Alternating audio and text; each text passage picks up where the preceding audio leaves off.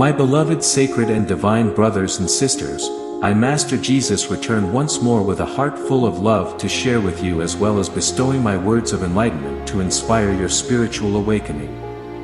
I honor you with every aspect and energy of love within my being. It is the deepest of honors to speak the truth of the Creator and to connect with your energies.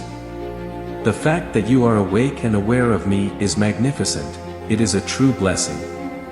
Even people on the earth do not get a chance to speak their truth to other humans, so it is a great honor to be able to connect with you even though we exist on two different vibrations of light.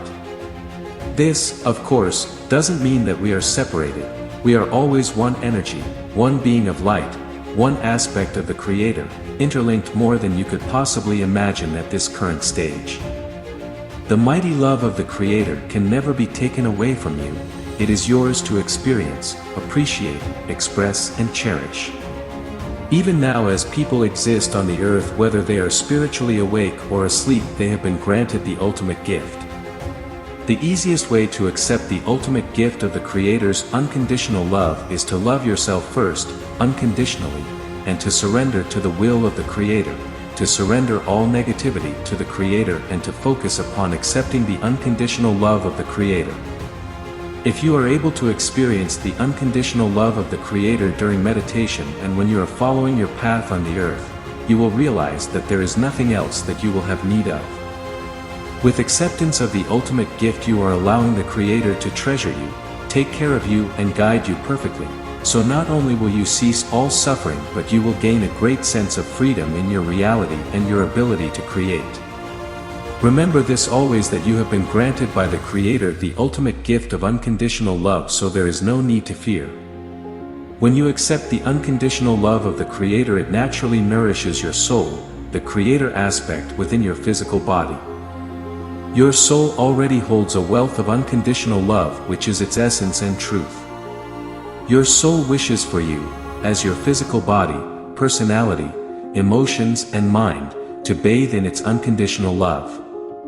I say it's unconditional love because for many of you the soul and the aspect of your being that you are familiar with appear to you as being separate. This is an illusion. Every aspect of your being is integrated as one. What is there to stop the flow or to put barriers between you and your soul, monad, or the Creator? Nothing. The only truth is love. Love is eternally flowing and constantly builds bonds and connections. If you imagine a person at a party, they are talking to a few people and are emanating such a profound love, joy, and bliss. Have you noticed that others in the room become drawn to this person like a magnet, captivated by the love that is oozing? This shows that love is integrated with everything. If you hold love, then you allow your natural connections with the Creator and those around you to enhance and manifest fully. Your soul naturally holds love, a love that is pure and easy to share because it is continuously being created by your soul, through your soul's intention and alignment. When you accept your ultimate gift from the Creator, you also begin to realize that your soul has the ultimate gift of unconditional love for you also, as does your monad or soul group. Realizing this, you become aware that every person that you meet, every person walking the earth has an ultimate gift which they wish to give and share with you. Think about this for a moment, how amazing it is that everyone wants to give you a gift of love and that you want to return this gift of love. This is of course everyone's soul, as the personality is unaware of the ultimate gift, which is your divine right. This is essentially the ascension process and the result of the ascension process when everyone realizes the ultimate gift on all levels of their being. How fortunate we all are to be given such a beautiful gift of being loved unconditionally. Let us savor this thought. The heart chakra is essentially the main aspect of your being that can express love wholly and expansively. It has the strength to hold an abundance of love within its sacred chamber and to radiate it to all of humanity or to an individual. Yet the heart chakra is very delicate. It can accept and hold on to pain, negativity, and suffering if you command it to, which occurs often. In many ways the emotions of a human are linked with the heart chakra. This is due to training from a young age. The heart chakra can succumb to tremendous pain and torture because it is so sensitive. It easily can express love, but this also means that it can easily accept negativity.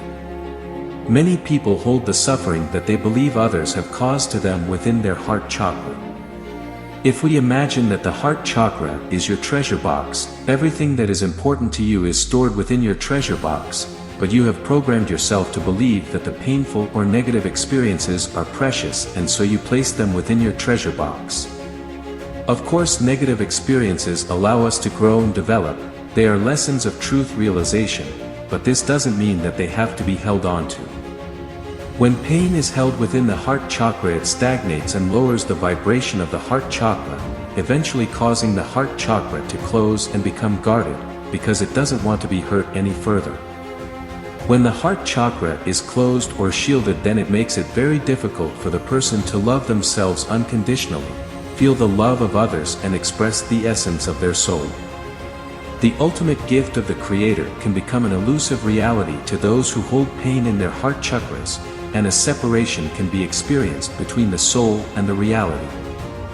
Your soul will be aware of the state of your heart chakra, but will be unable to assist as you have free will on the earth. You have to ask before you can receive. When the heart begins to close because of the shadows that it is holding, then experiences that point to lack of love can occur, such as another abusing or controlling you, feelings of being unworthy or unimportant in the world. Illusions can develop, and because the soul is not able to guide as it may wish, the mind and ego can become very powerful. In order to combat this, there is a need to ask for your soul and your guides to work on your heart chakra, to dissolve negativity and to charge it with love. There is also a need to understand why you are holding on to the pain in your heart chakra. Remember that it is not your heart chakra holding on to the negativity, but you as your mind and personality making your heart chakra suffer. Why do you want yourself to suffer? Do you deserve to suffer? Asking questions of yourself helps you discover buried beliefs about yourself and from the past. A simple realization can allow a release. There is then a need to focus in your daily life on aligning your heart with your soul and letting the light of your soul flow into your heart chakra. This will open it further. Beyond this, there is a need to treasure and love your heart chakra. Your heart chakra holds its own vibration of energy, and so you can speak with your heart chakra and it will reply to you. Conducting a conversation with your heart chakra can help you understand the needs of your heart chakra and whether further healing is needed. You may also surrender your heart chakra to the Creator to be cleansed and healed completed. This doesn't mean that your heart chakra will leave you, but that a healing process can take place and that you are asking the Creator to assist you. Remember that your heart chakra has a voice as every other part of your being does. Now is the time to honor your heart chakra, as it is the link between your soul and your reality. I hope that you have found my words of benefit to you. You are sacred light and love on the earth, and I bless you. Your brother and friend, Master Jesus.